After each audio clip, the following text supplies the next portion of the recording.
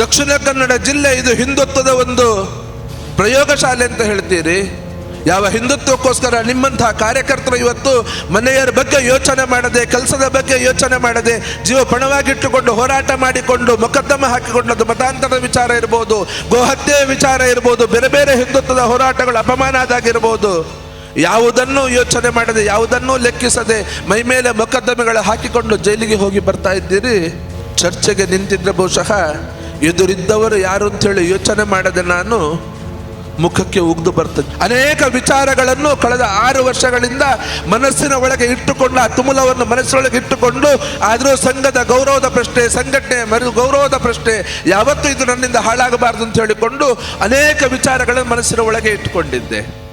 ಕನಿಷ್ಠ ಆಗಿರೋದು ತಪ್ಪು, ನಮ್ಮಿಂದ ತಪ್ಪಾಗಿದೆ, ಸತ್ಯ, ನಿಂಗೆ ಅನ್ಯಾಯ ಆಗಿದೆ, ನಮ್ಮನ್ನು ಕ್ಷಮಿಸಿ ಬಿಡು, ದುಡಿ ಅಂತ ಹೇಳಿದ್ರು ನಾನು ದುಡಿತೇನೆ ಅಂತ ಹೇಳಿದೆ. ನಾನು ಯಾವಾಗ ನೀವು ಅಪೇಕ್ಷಿತರಲ್ಲ, ನೀವು ಬರುವ ಹಾಗಿಲ್ಲ ಅಂತ ಹೇಳಿದ್ರು, ನನಗೆ ವೈಯಕ್ತಿಕವಾಗಿ ಏನೂ ಆಗಬೇಕಾದ್ದಿಲ್ಲ. ಕಾರ್ಯಕರ್ತರಿಗೋಸ್ಕರ, ಕಾರ್ಯಕರ್ತರ ಧ್ವನಿ ಆಗ್ಲಿಕ್ಕೋಸ್ಕರ, ಕಾರ್ಯಕರ್ತರ ವ್ಯವಸ್ಥೆಗೆ ಇನ್ನಷ್ಟು ಶಕ್ತಿ ತುಂಬಿಸುವುದಕ್ಕೋಸ್ಕರ, ಹಿಂದುತ್ವಕ್ಕೋಸ್ಕರ ಬದುಕು ಮೀಸಲಾಗಿಟ್ಟ ಕಾರ್ಯಕರ್ತರ ಮನೆಗಳನ್ನು ಇದನ್ನು ನೋಡಿಕೊಳ್ಳೋದಕ್ಕೋಸ್ಕರ ಇನ್ನಷ್ಟು ಶಕ್ತಿಗೋಸ್ಕರ ನಾನು ಇವತ್ತು ಬಂದಿದ್ದೇನೆ, ಬಿಟ್ಟರೆ ಬೇರೆ ಯಾವುದೇ ಕಾರಣಕ್ಕೋಸ್ಕರ ಅಲ್ಲ. ಆದರೆ ಯಾವ ಹಿಂದುತ್ವದ ನೆಲದಲ್ಲಿ, ಯಾವ ಹಿಂದುತ್ವದ ಪ್ರಯೋಗಶಾಲೆಯಲ್ಲಿಯೇ ಇದಕ್ಕೆ ಅನ್ಯಾಯ ಆಗ್ತಾ ಇದೆ, ಅಪಮಾನ ಆಗ್ತಾ ಇದೆ, ಎಲ್ಲೋ ಹೊರಗಡೆಯಿಂದ ಬಂದವರಿಗೆ ಇಲ್ಲಿ ಅವಕಾಶ ಆಗ್ತಾ ಇದೆ, ಇದನ್ನು ಸಹಿಸಿಕೊಂಡು ಬೇರೆಯವರು ಕೂರ್ಬೋದು, ಸತ್ಯ ಇದನ್ನು ಸಹಿಸಿಕೊಂಡು ಕೂರ್ಲಿಕ್ಕೆ ಸಾಧ್ಯ ಇಲ್ಲ. ಆ ತತ್ವ, ಸಿದ್ಧಾಂತ, ವಿಚಾರಗಳಿಗೆ ಇಲ್ಲಿ ಬೆಲೆ ಸಿಗಲಿಲ್ಲ ಅಂಥೇಳಿ ಆದರೆ ನನ್ನ ರಾಜಕೀಯ ಮತ್ತು ಸಾಮಾಜಿಕ ಬಲಿದಾನಕ್ಕೆ ನಾನು ಸಿದ್ಧ ಆಗಿದ್ದೇನೆ. ಮುಂದಿನ ಹೋರಾಟ ಈ ವಿಚಾರಗಳನ್ನು ಸರಿ ಮಾಡೋದಕ್ಕೋಸ್ಕರ, ಈ ಅವ್ಯವಸ್ಥೆಯನ್ನು ವ್ಯವಸ್ಥೆಯ ದಾರಿಗೆ ತರುವುದಕ್ಕೋಸ್ಕರವೇ ನನ್ನ ಹೋರಾಟ. ನೆನಪಿಟ್ಕೊಳ್ಳಿ, ಸ್ವಲ್ಪ ಸಮಯ ಅವಕಾಶವನ್ನು ಕೊಡ್ತೇನೆ. ಇಲ್ಲ ಅಂಥೇಳಿ ಆದರೆ ಇಲ್ಲಿ ಹಿಂದುತ್ವದ ಹೋರಾಟಗಾರರಿಗೆ ಮತ್ತು ಹಿಂದುಳಿದ ವರ್ಗ ಎರಡಕ್ಕೂ ಇಲ್ಲಿ ಗೌರವ ಸಿಗಬೇಕು. ಅದಕ್ಕೋಸ್ಕರ ನನ್ನ ಹೋರಾಟ ಮೀಸಲಾಗಿರುತ್ತೆ ಅಂತ ಹೇಳಿದೆ ನಾನು. ಯಾವಾಗ ಈ ಮಾತುಗಳು ಬಂತು, ಸತ್ಯನನ್ನು ಮುಗಿಸಿದೆವು, ಸತ್ಯ ಸ್ಕ್ರಾಪ್ ಅಂತ ಹೇಳಿಕೊಂಡು ಪ್ರತಿಯೊಬ್ಬ ಸಣ್ಣ ಕಾರ್ಯಕರ್ತನೂ ಕೂಡ ಸಂಘಕ್ಕೆ, ಇವತ್ತು ಪಕ್ಷಕ್ಕೆ ಅನಿವಾರ್ಯ ಅನ್ನುವಂತಹ ಮಾನಸಿಕತೆ ಇಲ್ಲಿ ಬರಬೇಕು. ಇಲ್ಲಿ ಹಿಂದುತ್ವದ ಅಲೆ ಇದೆ, ಮೋದಿಯವರ ಅಲೆ ಇದೆ ಅಂತ ಹೇಳಿಕೊಂಡು ಕಾರ್ಯಕರ್ತರ ಭಾವನೆಗಳಿಗೆ ಬೆಲೆ ಕೊಡದೆ, ಕಾರ್ಯಕರ್ತರ ಬಗ್ಗೆ ಗೌರವ ಇಲ್ಲದೆ, ಕಾರ್ಯಕರ್ತ ಅನಿವಾರ್ಯ ಅಲ್ಲ ಅನ್ನುವಂತಹ ಒಂದು ಯೋಚನೆ ಏನಿದೆ, ಈ ಯೋಚನೆ ಬದಲಾವಣೆ ಆಗಬೇಕು ಅಂತ ಹೇಳಿಯೇ ಮತ್ತೆ ನಾನು ರಸ್ತೆಗಿಳಿದಿರುವುದು. ನಾನು ಯಾವ ಹಿಂದುತ್ವದ ಹೋರಾಟಕ್ಕೆ ನನಗೆ ಗನ್ಮ್ಯಾನ್ ಬಂತು, ಆ ಗನ್ಮ್ಯಾನನ್ನು ಹಿಂದುತ್ವದ ಸರ್ಕಾರ ಅಂತ ಹೇಳಿಕೊಂಡು ಹೇಳಿದ ಸರ್ಕಾರವೇ, ಎಲ್ಲ ಸರ್ಕಾರಗಳು ಬಂದಿತ್ತು, ಯಾರೂ ತೆಗೆದಿರಲಿಲ್ಲ. ಹಿಂದುತ್ವದ ಸರ್ಕಾರ ಅಂತ ಹೇಳಿಕೊಂಡು ಬಂದ ಸರ್ಕಾರವೇ ಕೊನೆಯ ಕ್ಷಣದಲ್ಲಿ ಅದನ್ನು ವಾಪಸ್ ಪಡೀತಾರೆ. ಸತ್ಯ ಗನ್ಮ್ಯಾನ್ ಇಲ್ಲದೆ ಹೇಗೆ ಬದುಕ್ತಾನೆ ಅಂತ ನೋಡುವ ಅಂತ ಹೇಳಿಕೊಂಡು ಏನೋ ಬಹುಶಃ ಗೊತ್ತಿಲ್ಲ. ಇವತ್ತು ನಾನು ಮನೆಯಿಂದ ಹೊರಡಬೇಕಿದ್ರೆ ಯಾರಾದರೂ ಒಬ್ಬರಿಬ್ಬರು ಕಾರ್ಯಕರ್ತರು ಅವರ ಕೆಲಸವನ್ನು ಬಿಟ್ಟು ನನ್ನ ಜೊತೆ ಬಂದು ನಿಂತ್ಕೊಳ್ತಾರೆ. 37 ವರ್ಷದ ನನ್ನ ಜೀವನಕ್ಕೆ ನೀವೇನು ಬೆಲೆ ಕಟ್ತೀರಿ? ನಾನು ತಮ್ಮೆಲ್ಲರ ಮುಂದೆ ಕೇಳೋದು ಇಷ್ಟೇ, ನಾನು ಸತ್ಯ ಮಾಡಿರುವ ತಪ್ಪಾದ್ರೂ ಏನು? ಸತ್ಯ ಮಾಡಿರುವ ತಪ್ಪಾದ್ರೂ ಏನು? 11ನೇ ವರ್ಷದಲ್ಲಿ ಸಂಘದ ಶಾಖೆಗೆ ಸೇರಿಕೊಂಡು 17ನೇ ವರ್ಷಕ್ಕೆ ದ್ವಿತೀಯ ವರ್ಷ ಸಂಘ ಶಿಕ್ಷಣವನ್ನು ಮುಗಿಸಿಕೊಂಡು 21ನೇ ವರ್ಷಕ್ಕೆ ಜಾಗರಣ ವೇದಿಕೆ ಜವಾಬ್ದಾರಿ ತಗೊಂಡು 22ನೇ ವರ್ಷದ ಪ್ರಾಯಕ್ಕೆ ಅಯೋಧ್ಯೆಗೆ ಹೋಗಿ 23ನೇ ವರ್ಷದಲ್ಲಿ ಪ್ರಾಯದಲ್ಲಿ ಲವ್ ಜಿಹಾದ್ ವಿರುದ್ಧ ಹೋರಾಟ ಮಾಡಿಕೊಂಡು 24 ವರ್ಷದ ಪ್ರಾಯದಲ್ಲಿ ಹುಬ್ಬಳ್ಳಿಯಲ್ಲಿ ಆ ಏಟು ತಿಂದುಕೊಂಡು 98ರಲ್ಲಿ 4 ತಿಂಗಳ ಕಾಲ ಜೈಲಲ್ಲಿದ್ದುಕೊಂಡು ಸಮಾಜದ ಹೋರಾಟಕ್ಕೋಸ್ಕರ ಕಾರ್ಯಕರ್ತರಿಗೋಸ್ಕರ ನಿಂತುಕೊಂಡು ಮನೆಯನ್ನು ಬಿಟ್ಟು ಮದುವೆ ಆದ ಮೇಲೆ ಕೂಡ ತಿಂಗಳಿಗೆ 10 ರಿಂದ 15 ದಿವಸ ಪೂರ್ಣಾವಧಿ ಕಾರ್ಯಕರ್ತನ ಹಾಗೆ ಈ ಸಂಘಟನೆಗೋಸ್ಕರ, ಸಮಾಜಕ್ಕೋಸ್ಕರ ಇದರಲ್ಲಿ ರಾಜ್ಯದಲ್ಲಿ ತಿರುಗಾಡಿದ್ದ ತಪ್ಪ ನಾನು? ಮನೆ ವ್ಯವಹಾರ, ಮನೆಯವರು ಇದೆಲ್ಲವನ್ನು ಪಕ್ಕಕ್ಕಿಟ್ಟುಕೊಂಡು ಮೊದಲನೇ ಸಮಾಜ ಅಂತ ಹೇಳಿಕೊಂಡು ಈ ಸಮಾಜಕ್ಕೋಸ್ಕರ ನನ್ನ ಜೀವನವನ್ನು ಮುಡಿಪಾಗಿಟ್ಟದ್ದು ನನ್ನ ತಪ್ಪ ನಂದು? ಸಂಘದ ಶಿಸ್ತು ಅಂತ ಹೇಳಿಕೊಂಡು ಅದಕ್ಕೆ ಬದ್ಧನಾಗಿದ್ದುಕೊಂಡು ಅದಕ್ಕೆ ಒಂದೇ ಒಂದು ಕಡೆ ಚ್ಯುತಿ ಬರದ ಹಾಗೆ ನಡ್ಕೊಂಡದ್ದು ಅದು ನನ್ನ ತಪ್ಪ ನಂದು? ಗನ್ಮೆನ್ನ ವ್ಯವಸ್ಥೆ ಬಂದ ಮೇಲೆ ಕೂಡ ಬಸ್ಸಲ್ಲಿ ಆಗೋದಿಲ್ಲ, ಬೈಕಲ್ಲಿ ಆಗೋದಿಲ್ಲ, ಕಾರೇ ಬೇಕು ಅನ್ನೋಂಥ ಸ್ಥಿತಿ ಬಂದಾಗ ಕೂಡ ಅದಕ್ಕೋಸ್ಕರ ಕಾರು ಖರೀದಿ ಮಾಡಿ ಡ್ರೈವರ್ ಇಟ್ಟುಕೊಂಡು ತಿರುಗಾಡಬೇಕು, ನಾನು ಡ್ರೈವಿಂಗ್ ಮಾಡಲಿಕ್ಕಿಲ್ಲ ಅಂತ ಹೇಳಿದಾಗ ಕೂಡ ಸಂಬಳ ಕೊಟ್ಟು ಡ್ರೈವರನ್ನು ಇಟ್ಟುಕೊಂಡು ಒಂದೇ ₹1 ಆ ಕಾಲದಲ್ಲೂ ಕೂಡ ಸಂಘಟನೆಯಿಂದ ತೆಗೆದುಕೊಳ್ಳದೆ ನಾನು ದುಡಿದ ಹಣವನ್ನೇ ಮತ್ತೆ ಅದಕ್ಕೆ ತಿರುಗಾಟಕ್ಕೆ ಹಾಕಿಕೊಂಡು ಸಾಲದಲ್ಲಿ ಇವತ್ತು ಅದಕ್ಕೋಸ್ಕರ ಅದರಿಂದಾಗಿ ಇವತ್ತು ನಾನು ಸಾಲದಲ್ಲಿ ಮುಳುಗಿರೋದು ಅದು ನಂದು ತಪ್ಪ? ಅದು ನಾನು ಮಾಡಿರೋ ತಪ್ಪಾದ್ರೂ ಏನು? ಇವತ್ತು ಸಂಸತ್ತಿಗೆ ಸ್ಪರ್ಧೆ ಮಾಡಲಿಕ್ಕೆ ಅವಕಾಶ ಕೊಟ್ಟರೆ, ಆ ನಂತರ ನೀವು ಅನುಮತಿ ಕೊಟ್ಟರೆ ಮರು ದಿವಸ 24 ಗಂಟೆಯ ಒಳಗಡೆ ನಾನು ಪತ್ರಿಕಾಗೋಷ್ಠಿ ಕರೆದು ಹೇಳಿದ್ದೇನೆ, ಬೇರೆಯವರ ಹಾಗೆ ಜೀವನ ಪೂರ್ತಿ ನನಗೆ ಅವಕಾಶ ಬೇಡ, ನನಗೆ ಎರಡೇ ಅವಧಿ ಸಾಕು, ನನಗೆ 3ನೇ ಅವಧಿಗೆ ಮತ್ತೊಬ್ಬರನ್ನು ನೀವು ಅವತ್ತೇ ಹುಡುಕಿ ನೀವು. ಯಾಕಂತ ಹೇಳಿದ್ರೆ ಇಲ್ಲಿ ಸಂಘ ಗೆಲ್ಲುವಂಥದ್ದು, ಇಲ್ಲಿ ಕಾರ್ಯಕರ್ತ ಗೆಲ್ಲುವಂಥದ್ದು, ಕಾರ್ಯಕರ್ತರು ಕಟ್ಟಿರೋ ಪಕ್ಷ ಇದು. ಪ್ರತಿಯೊಬ್ಬ ಕಾರ್ಯಕರ್ತನಿಗೂ ಗ್ರಾಮ ಪಂಚಾಯತ್ನಿಂದ ಹಿಡಿದು ಸಂಸದನ ಸ್ಥಾನ ತನಕ ಅವಕಾಶಗಳು ಸಿಗಬೇಕು. ಅದು ಸಿಗಬೇಕಿದ್ರೆ ಪ್ರತಿಯೊಂದು ಹಂತದಲ್ಲಿ ಯಾರೇ ಚುನಾವಣೆಗೆ ನಿಂತರೂ ಕೂಡ 2, ಅನಿವಾರ್ಯವಾದ 3, ಅದಕ್ಕಿಂತ ಹೆಚ್ಚಿನ ಅವಕಾಶ ಯಾರಿಗೂ ಕೊಡಬಾರ್ದು. ಹೆಚ್ಚಿನ ಕಾರ್ಯಕರ್ತರಿಗೆ ಅವಕಾಶ ಸಿಗಬೇಕು. ನನ್ನಿಂದಲೇ ಪ್ರಾರಂಭ ಮಾಡಿ ಅದಕ್ಕೆ ನಾನು ಬದ್ಧನಾಗಿದ್ದೇನೆ ಅಂತ ಹೇಳಿದೆ ನಾನು. ಜೈ ಶ್ರೀರಾಮ್. ತಾಯಿ ಭಾರತಿಯನ್ನು ಸ್ಮರಿಸುತ್ತಾ ನನ್ನ ಮೇಲೆ ಪ್ರೀತಿ ಇಟ್ಟು, ವಿಶ್ವಾಸ ಇಟ್ಟು, ಅಭಿಮಾನ ಇಟ್ಟುಕೊಂಡು ಬಂದಿರುವಂತಹ ಹಿಂದೂ ಜಾಗರಣ ವೇದಿಕೆಯ ಆ ನನ್ನ 26 ವರ್ಷದ ಜೀವನದಲ್ಲಿ ನನಗೆ ಹೆಗಲಿಗೆ ಹೆಗಲು ಕೊಟ್ಟು ದುಡಿದಂತಹ ರಾಜ್ಯದ ಎಲ್ಲ ಪ್ರಮುಖರೇ, ನನ್ನನ್ನು ಈ ಹಂತಕ್ಕೆ ತಂದು ನಿಲ್ಲಿಸಿದ ನನ್ನ ಎಲ್ಲ ಕಾರ್ಯಕರ್ತ ಸಹೋದ್ಯೋಗಿಗಳೇ, ಇವತ್ತು ನನ್ನ ಜೊತೆ ದುಡಿತಾ ಇರುವಂತಹ ಇವತ್ತಿನ ಸಂಘಟನೆಯ ಪದಾಧಿಕಾರಿಗಳೇ, ಎಲ್ಲ ಶ್ರದ್ಧೆಯ ತಾಯಂದಿರೆ, ನಿಮ್ಮನ್ನು ಬಿಟ್ಟು ಸತ್ಯಜಿತ್ ಇಲ್ಲ. ಇವತ್ತು ಅಕಸ್ಮಾತ್ ನಾನು ಏನಾದರೂ ಆಗಿದ್ದೇನೆ ಅಂತ ಹೇಳಿ ಆದರೆ ಅದು ನಿಮ್ಮೆಲ್ಲರ ಪರಿಶ್ರಮದಿಂದ. ಸಂಘಟನೆಯ ಹೋರಾಟದಲ್ಲಿ ಹೆಜ್ಜೆ ಹೆಜ್ಜೆಗೆ ನನ್ನ ಜೊತೆ ನಿಂತುಕೊಂಡ ಆ ಹೋರಾಟವನ್ನು ಯಶಸ್ವಿ ಮಾಡಿದವರು ಯಾರಾದರೂ ಇದ್ದರೆ ಅದು ನೀವೇ. ಅದು ನಿಮ್ಮನ್ನು ಬಿಟ್ಟು ಬೇರೆ ಯಾರೂ ಅಲ್ಲ. ಅದು ನಿಮ್ಮ ಧ್ವನಿಯಾಗಿ ನೀವು ವಹಿಸಿಕೊಟ್ಟಂತಹ ಜವಾಬ್ದಾರಿಯನ್ನು ಹೊತ್ತುಕೊಂಡು ಮುಂದೆ ನಿಂತುಕೊಂಡು ನಾನು ನನ್ನ ಕೆಲಸವನ್ನು, ಕರ್ತವ್ಯವನ್ನು ಮಾಡಿದ್ದೇನೆ. ಬಿಟ್ಟರೆ ನಿಮ್ಮೆಲ್ಲರ ಹೋರಾಟ, ತ್ಯಾಗ, ಪರಿಶ್ರಮದ ಆ ಒಂದು ಕಾರಣದಿಂದಾಗಿ ಇವತ್ತು ಸತ್ಯಜಿತ್ ಈ ಹಂತದಲ್ಲಿ ಬಂದು ನಿಂತಿದ್ದೇನೆ. ಹಾಗಾಗಿ ಇವತ್ತು ತಮ್ಗೆಲ್ರಿಗೂ ನಾನು ಮತ್ತೊಮ್ಮೆ ಧನ್ಯವಾದವನ್ನು ಹೇಳಲಿಕ್ಕೆ ಬಯಸ್ತೇನೆ, ನನ್ನ ಅಭಿನಂದನೆಯನ್ನು ತಿಳಿಸ್ಲಿಕ್ಕೆ ಬಯಸ್ತೇನೆ. ನಾನು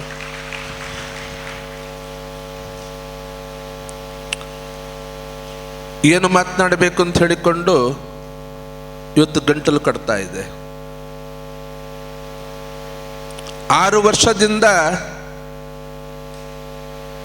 ಇಡೀ ಪರಿವಾರದ ಯಾವುದೇ ಸಂಘಟನೆಯಲ್ಲಿ ಯಾವುದೇ ಜವಾಬ್ದಾರಿ ಇಲ್ಲದಿದ್ರು, ಯಾವುದೇ ಅಧಿಕಾರದ ಸ್ಥಾನ ಇದರಲ್ಲಿ ಇಲ್ಲದೇ ಇದ್ರು, ನನ್ನ ಜೊತೆ ಬಂದು ನಿಂತರೆ ನಾಳೆ ಏನಾದರೂ ಸಮಸ್ಯೆ ಆಗಬಹುದು ಅಂತ ಹೇಳಿಕೊಂಡು ಒಂದಷ್ಟು ಅರಿವಿದ್ರೂ ಕೂಡ ಅದೆಲ್ಲವನ್ನು ಬದಿಗೊತ್ತಿ ನನಗೆ ಧೈರ್ಯವನ್ನು, ವಿಶ್ವಾಸವನ್ನು ತುಂಬಿಸಲಿಕ್ಕೆ ನನ್ನ ಜೊತೆ ಇವತ್ತು ಬಂದು ಸಾವಿರಾರು ಸಂಖ್ಯೆಯಲ್ಲಿ ಬಂದು ನಿಂತಿದ್ದೀರಿ. ಇದಕ್ಕಿಂತ ಹೆಚ್ಚಿನ ಬಲ, ನೈತಿಕ ಬಲ ನನಗೆ ಇನ್ನೊಂದಿಲ್ಲ. ಹಿರಿಯರ ಜೊತೆ ಮಾತನಾಡುವ ಕೂಡ ಹೇಳಿದೆ ನಾನು, ನನಗೆ ಒಬ್ಬ ಶಾಸಕನಾಗಿ, ಸಂಸದನಾಗಿ, ಮಂತ್ರಿಯಾಗಿ ಆಗಬೇಕಾದ್ದು ಏನೂ ಇಲ್ಲ. ಯಾಕಂತ ಹೇಳಿದರೆ ಅದಕ್ಕಿಂತ ಹೆಚ್ಚಿನ ಪ್ರೀತಿ, ಗೌರವವನ್ನು ಈ ಸಮಾಜ ನನಗೆ ಯಾವತ್ತೋ ಕೊಟ್ಟಿದೆ. ನನಗೆ ಆ ಸ್ಥಾನ ನನಗೇನು ಅವಶ್ಯಕತೆ ಇಲ್ಲ. ನನ್ನ ವೈಯಕ್ತಿಕ ಜೀವನಕ್ಕೂ ಅದು ಅವಶ್ಯಕತೆ ಇಲ್ಲ. ಅದು ವೈಯಕ್ತಿಕ ಜೀವನವನ್ನು ಕೂಡ ಸಾಗಿಸುವಷ್ಟು ಸಶಕ್ತ, ಇವತ್ತು ಏನೇ ಸಾಲಗಳಿದೆ ಅದನ್ನು ನಿಭಾಯಿಸುವಷ್ಟು ಸಶಕ್ತ ಇವತ್ತು ನಾನು ದೇವರದಿಂದ ಆಗಿದ್ದೇನೆ. ನನಗೆ ಮನೆಯಲ್ಲೂ ಏನು ಕೊರತೆ, ವೈಯಕ್ತಿಕ ಜೀವನಕ್ಕೆ ಏನು ಕೊರತೆ ಇಲ್ಲ. ಅದೇ ಕಾರ್ಯಕರ್ತರು ಒಂದು ಹಂತದಲ್ಲಿ ಅಪೇಕ್ಷೆ ಪಟ್ಟರು. ಯಾಕೆ ಅಪೇಕ್ಷೆ ಪಟ್ಟರು ಅಂತ ಕೇಳಿದರೆ, ನೀವೇ ಅಪೇಕ್ಷೆ ಪಟ್ಟಿರುವಂಥದ್ದು. ಯಾವಾಗ ದಕ್ಷಿಣ ಕನ್ನಡ ಜಿಲ್ಲೆಯಲ್ಲಿ ಪರಿಸ್ಥಿತಿ ವಿಕೋಪಕ್ಕೆ ಹೋಯಿತು, ಸವಾಲಿನ ಮೇಲೆ ಸವಾಲುಗಳು, ಸವಾಲಿನ ಮೇಲೆ ಸವಾಲುಗಳು ಈ ಸಮಾಜಕ್ಕೆ ಬರಲಿಕ್ಕೆ ಪ್ರಾರಂಭ ಆಯಿತು. ಅದನ್ನು ಎದುರಿಸಲಿಕ್ಕೆ, ಅದನ್ನು ನಿಭಾಯಿಸಲಿಕ್ಕೆ ರಾಜಕೀಯದಲ್ಲಿ ಜವಾಬ್ದಾರಿ ಇದ್ದಂತಹ ವ್ಯಕ್ತಿಗಳು ಚಿಂತನೆಯನ್ನೇ ಮಾಡಲಿಲ್ಲ. ಕೇವಲ ಸಂಘಟನೆಯ ಬಲವನ್ನು ಇಟ್ಟುಕೊಂಡು, ಸಂಘಟನೆಯ ಶಕ್ತಿಯನ್ನು ಇಟ್ಟುಕೊಂಡು ಅದರ ಮುಖಾಂತರವೇ ಸಮಾಜದ ಇದ್ದವರ ಮುಂದೆ ಕೈ ಚಾಚಿ ಅದನ್ನು ನಿಭಾಯಿಸುವಂಥ ಪರಿಸ್ಥಿತಿ ನಿರ್ಮಾಣ ಆಗಿತ್ತು. 16 ವರ್ಷಗಳ ಹಿಂದೆ ಅವತ್ತು ಮೊದಲ ಬಾರಿಗೆ ತಾವೆಲ್ಲರೂ ಅಪೇಕ್ಷೆ ಪಟ್ರಿ.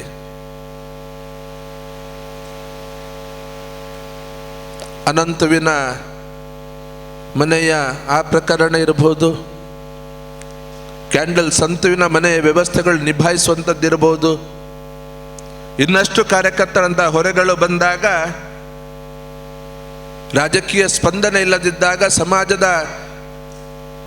ಸಹಾಯದಿಂದ ಮಾಡಬೇಕನ್ನೋ ಪರಿಸ್ಥಿತಿ ಬಂದಾಗ ಮೊದಲನೇದಾಗಿ ಬಂದದ್ದು ಕಾರ್ಯಕರ್ತರ ನುಡಿ.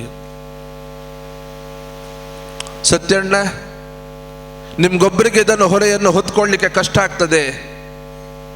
ಅಕಸ್ಮಾತ್ ನೀವು ರಾಜಕೀಯಕ್ಕೆ ಹೋದ್ರೆ ಇದೊಂದಷ್ಟು ಸುಲಭ ಆಗಬಹುದು.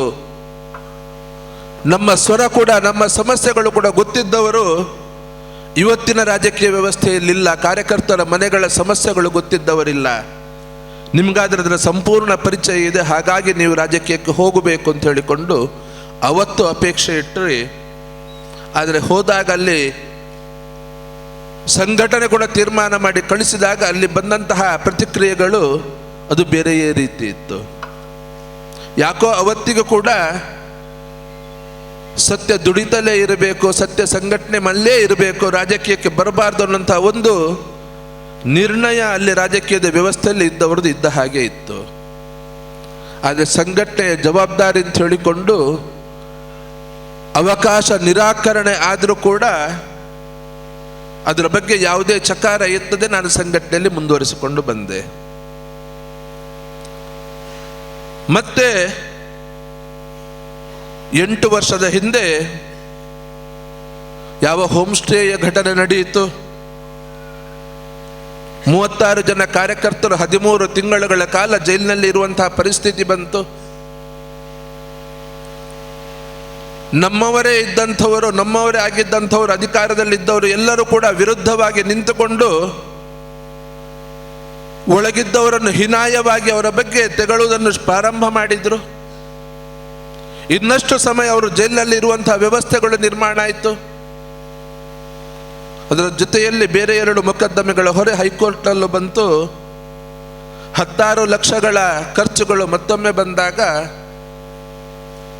ಅವತ್ತು ಮತ್ತೊಮ್ಮೆ ತಾವೆಲ್ಲರೂ ಅಪೇಕ್ಷೆ ಪಟ್ರಿ. ಹೀಗೆ ಬಿಟ್ಟರೆ ಆಗೋದಿಲ್ಲ ಸತ್ಯಣ್ಣ, ನೀವು ಹೋಗಬೇಕು, ಮತ್ತೆ ರಾಜಕೀಯಕ್ಕೆ ಹೋಗಬೇಕು, ನೀವು ಪ್ರಯತ್ನ ಮಾಡಿ.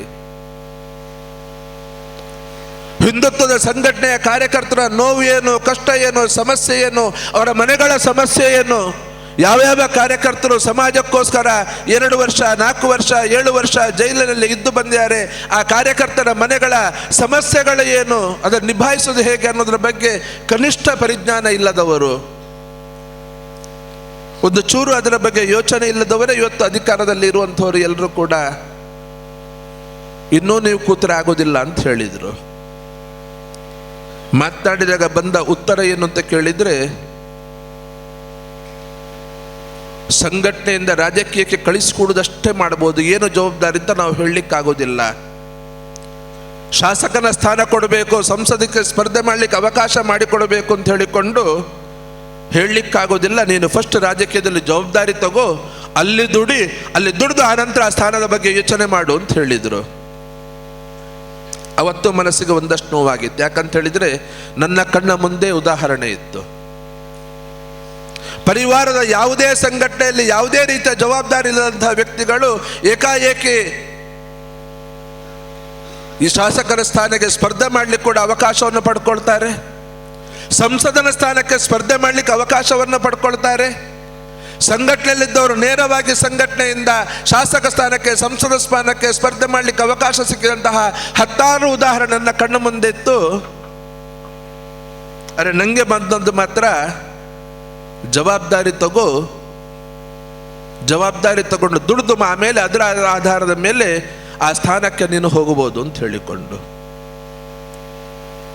ಕಾರ್ಯಕರ್ತರಿಗೋಸ್ಕರ ಭಾರವಾದ ಮನಸ್ಸನ್ನು ಒಪ್ಕೊಂಡೆ. ಹೇಳಿದ್ರು 10 ವರ್ಷದ ಸಂಘ, 26 ವರ್ಷದ ನನ್ನ ಹಿಂದೂ ಜಾಗರಣ ವೇದಿಕೆಯ ಸಣ್ಣ ಪರಿಚಯವನ್ನು ಮಾಡಿಕೊಡ್ಲಿಕ್ಕೆ ಅವರೆಲ್ಲರೂ ಇವತ್ತು ಇಡೀ ರಾಜ್ಯದಿಂದ ಇವತ್ತು ಬಂದರೆ ಇಲ್ಲಿ ಯಾವ ರೀತಿ ನನ್ನ ಜೀವನವನ್ನು ಪಣವಾಗಿಟ್ಟು ಈ ಸಮಾಜಕ್ಕೋಸ್ಕರ ಹೋರಾಟ ಮಾಡಿದೆ ಅಂತ ಹೇಳಿಕೊಂಡು. ಅನೇಕ ಜನರಿಗೆ ಗೊತ್ತಿರಲಿಕ್ಕಿಲ್ಲ, ಹಿಂದುತ್ವದ ಹೋರಾಟದಲ್ಲಿ ಇದ್ದವರಿಗೊಬ್ಬ ಸಾಮಾಜಿಕ ಕಾರ್ಯಕರ್ತನಿಗೆ ಸರ್ಕಾರದಿಂದ ಅಧಿಕೃತವಾಗಿ ಗನ್ಮೆನ್ ಅಕಸ್ಮಾತ್ ಏನಾದರೂ ಬಂದಿದ್ರೆ ಅದು ಮೊದಲು ಬಂದದ್ದು ನನಗೆ, ಅದು ಮೊದಲು ಬಂದದ್ದು ನನಗೆ.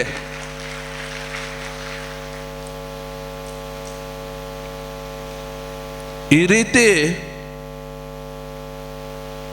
ಮನೆ, ಕುಟುಂಬ, ವ್ಯವಹಾರ ಎಲ್ಲವನ್ನು ಪಕ್ಕಕ್ಕಿಟ್ಟು ಮೊದಲು ಸಮಾಜ ಅಂತ ಹೇಳಿಕೊಂಡು ತೀರ್ಮಾನ ಮಾಡಿಕೊಂಡು ಇದ್ದವನಿಗೆ ಅವಕಾಶ ಕೇಳಿದಾಗ ಮೊದಲು ಜವಾಬ್ದಾರಿ ತಗೋ ಅಂತ ಹೇಳಿದರು. ತಗೊಳ್ಳಿಕ್ಕೆ ಹೋದಾಗ ಯಾವ ಜವಾಬ್ದಾರಿ ಕೊಟ್ಟರು ಅಂತ ಹೇಳಿದ್ರೆ ನೇರ ಜವಾಬ್ದಾರಿ ಕೊಡಲಿಲ್ಲ. ಹಿಂದುತ್ವಕ್ಕೆ ಅಂತ ಹೇಳಿಕೊಂಡು ಜೀವನವನ್ನು ಇಟ್ಟುಕೊಂಡು ಬದುಕಿದವನಿಗೆ ಹಿಂದುಳಿದ ವರ್ಗಕ್ಕೆ ಕಳಿಸ್ತಾರೆ. ಮೊದಲು ನನ್ನ ಜಾತಿಗೆ ದುಡಿದವರು ಅಕಸ್ಮಾತ್ ಯಾರಾದರೂ ಇದ್ರೆ ಅದು ಇದೇ ವ್ಯವಸ್ಥೆ, ಅದು ಇದೇ ವ್ಯವಸ್ಥೆ. ಹಿಂದುಳಿದ ವರ್ಗದ ಜವಾಬ್ದಾರಿಯನ್ನು ಕೊಟ್ಟರು. ಅದು ಇವರು ಕೊಟ್ಟಿರೋದಲ್ಲ. ಅನಂತಕುಮಾರ್ ಹೆಗ್ಡೆ ಅವರು ರಾಜ್ಯ ಉಪಾಧ್ಯಕ್ಷರಾಗಿದ್ದರು. ಅವರು ಹೇಳಿದರು, ಸತ್ಯ ಬೇರೆ ಯಾವುದೂ ಇಲ್ಲ, ತಗೋ ಇದನ್ನು, ಒಂದು ಸರಿ ಒಳಗೆ ಬಾ, ಆಮೇಲೆ ನೋಡೋಣ ಅಂತ ಹೇಳಿದ್ರು. ಮನಸ್ಸಿಲ್ಲದಿದ್ರು ಒಪ್ಕೊಂಡೆ. ಮನಸ್ಸಿಲ್ಲ ಅಂತ ಹೇಳಿ ಸುಮ್ಮನೆ ಕೂತಿಲ್ಲ, ಅದರಲ್ಲೂ ಇದ್ದುಕೊಂಡು ಇವತ್ತಿನ ತನಕ ದಕ್ಷಿಣ ಕನ್ನಡ ಜಿಲ್ಲೆಯಿಂದ ರಾಜ್ಯ ಸಮಾವೇಶಗಳಿಗೆ ಪಕ್ಷದಿಂದ 1,000ಕ್ಕಿಂತ ಹೆಚ್ಚು ಜನರನ್ನು ಕರ್ಕೊಂಡು ಹೋಗಿಲ್ಲ. 5,000 ಜನರನ್ನು ಒಂದು ರಾಜ್ಯ ಸಮಾವೇಶಕ್ಕೆ ಪಕ್ಷದಿಂದ ಒಂದೇ ಒಂದು ರೂಪಾಯಿಯನ್ನು ಪಡ್ಕೊಳ್ಳದೆ ವ್ಯವಸ್ಥೆ ಎಲ್ಲವನ್ನು ನಾನೇ ನಿಭಾಯಿಸಿಕೊಂಡು ಉಳಿದವರ ಹತ್ರ ಕೇಳಿಕೊಂಡು ಮತ್ತೆ ಅದನ್ನು ಮಾಡಿದೆ. 5,000ಕ್ಕೆ ಹೆಚ್ಚು ಜನರನ್ನು ಕರ್ಕೊಂಡು ಹೋದೆ. ಯಾವ ಹಿಂದುಳಿದ ವರ್ಗದ ಮೋರ್ಚಾ ತಾಲೂಕಿಗೆ ಸೀಮಿತ ಆಗ್ತಾ ಇತ್ತು, ಅದನ್ನು ಗ್ರಾಮ ಪಂಚಾಯತ್ ಮಟ್ಟಕ್ಕೆ, ಉಡುಪಿ, ದಕ್ಷಿಣ ಕನ್ನಡ ಮತ್ತು ಕೊಡಗು ಜಿಲ್ಲೆಯಲ್ಲಿ ಗ್ರಾಮ ಪಂಚಾಯತ್ ಮಟ್ಟಕ್ಕೆ ತೆಗೆದುಕೊಂಡು ಹೋಗಿ ಕೆಲಸವನ್ನು ಮಾಡಿದೆ. ಅಷ್ಟೆಲ್ಲವನ್ನು ಮಾಡಿಕೊಂಡು ಮತ್ತೆ ಶಾಸಕ ಸ್ಥಾನದ ಟಿಕೆಟ್ ಕೇಳುವಂತಹ ಆ ಸಂದರ್ಭದಲ್ಲಿ ಹಿರಿಯರ ಮುಂದೆ ಕೂತಾಗ ನೇರವಾಗಿ ಬಂದ ಮಾತು ಏನು ಅಂತ ಕೇಳಿದರೆ ಉತ್ತರಕ್ಕೆ ಸಾಧ್ಯವೇ ಇಲ್ಲ ಅಂತ ಹೇಳಿದರು. ಆಗೊಂದು ಮಾತನ್ನು ಹೇಳಿದೆ ನಾನು, ಹಿಂದುತ್ವ ಪ್ರಮುಖ ಎಜೆಂಡಾ ಅಂತ ಹೇಳ್ತೀರಿ, ದಕ್ಷಿಣ ಕನ್ನಡ ಜಿಲ್ಲೆ ಇದು ಹಿಂದುತ್ವದ ಒಂದು ಪ್ರಯೋಗಶಾಲೆ ಅಂತ ಹೇಳ್ತೀರಿ. ಇರುವಂತಹ ಅಭ್ಯರ್ಥಿಗಳ ಪಟ್ಟಿಯಲ್ಲಿ ಹಿಂದುತ್ವಕ್ಕೋಸ್ಕರ ನನ್ನಷ್ಟು ಹೋರಾಟ ಮಾಡಿದವ ಇನ್ನೊಬ್ಬ ಇರ್ಲಿಕ್ಕಿಲ್ಲ ಅಂತ ಹೇಳಿದರೆ ಸೀಟ್ ಕೊಡ್ಲಿಕ್ಕೆ ಅದೊಂದೇ ಮಾನದಂಡ ಅಲ್ಲ ಅಂತ ಹೇಳಿದರು. ಯಾವ ಹಿಂದುತ್ವಕ್ಕೋಸ್ಕರ ನಿಮ್ಮಂತಹ ಕಾರ್ಯಕರ್ತರು ಇವತ್ತು ಮನೆಯರ ಬಗ್ಗೆ ಯೋಚನೆ ಮಾಡದೆ, ಕೆಲಸದ ಬಗ್ಗೆ ಯೋಚನೆ ಮಾಡದೆ, ಜೀವ ಪಣವಾಗಿಟ್ಟುಕೊಂಡು ಹೋರಾಟ ಮಾಡಿಕೊಂಡು ಮೊಕದ್ದಮೆ ಹಾಕಿಕೊಂಡು, ಅದು ಮತಾಂತರದ ವಿಚಾರ ಇರ್ಬೋದು, ಗೋಹತ್ಯೆ ವಿಚಾರ ಇರ್ಬೋದು, ಬೇರೆ ಬೇರೆ ಹಿಂದುತ್ವದ ಹೋರಾಟಗಳು ಅಪಮಾನ ಆದಾಗಿರ್ಬೋದು, ಯಾವುದನ್ನೂ ಯೋಚನೆ ಮಾಡದೆ, ಯಾವುದನ್ನೂ ಲೆಕ್ಕಿಸದೆ ಮೈ ಮೇಲೆ ಮೊಕದ್ದಮೆಗಳು ಹಾಕಿಕೊಂಡು ಜೈಲಿಗೆ ಹೋಗಿ ಬರ್ತಾ ಇದ್ದೀರಿ. ಆ ಹಿಂದುತ್ವ ಒಂದೇ ಮಾನದಂಡ ಅಲ್ಲ ಅಂತ ಒಂದು ಮಾತು ಬಂತು. ಚರ್ಚೆಗೆ ನಿಂತಿದ್ರೆ ಬಹುಶಃ ಎದುರಿದ್ದವರು ಯಾರು ಅಂಥೇಳಿ ಯೋಚನೆ ಮಾಡದೆ ನಾನು ಮುಖಕ್ಕೆ ಉಗ್ದು ಬರ್ತಿದ್ದಂಥ ಅಷ್ಟು ಸಿಟ್ಟು ಬಂತು.